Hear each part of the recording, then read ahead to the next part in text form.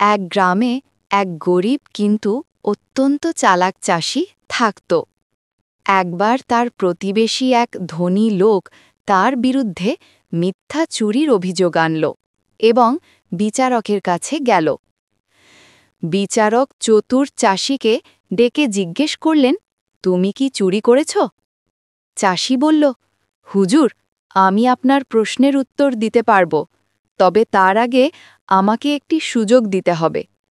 আমি আপনাকে এমন একটি জিনিস দেব যা থাকে কিন্তু দেখা যায় না, স্পর্শ করা যায় না, কিন্তু সবকিছুর হিসাব রাখে।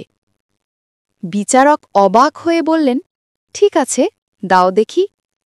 চাষি তখন পকেট থেকে একটি ঘড়ি বের করে বিচারকের হাতে দিল। বিচারক বললেন, কিন্তু এর কি মানে? তুমি তো বললে দেখা যাবে না। চাষি হেসে বলল, হুজুর, আপনি ঘড়িটি দেখছেন কিন্তু এর ভেতরের জিনিসটি দেখছেন না। সেটি হলো সময়। সময় থাকে কিন্তু দেখা যায় না, স্পর্শ করা যায় না।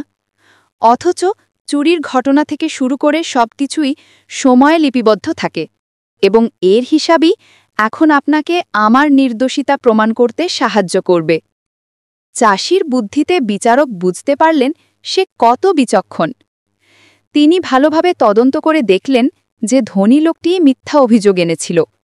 চাষি নির্দোষ প্রমাণিত হল এবং বিচারক তার বুদ্ধির জন্য প্রশংসা করলেন।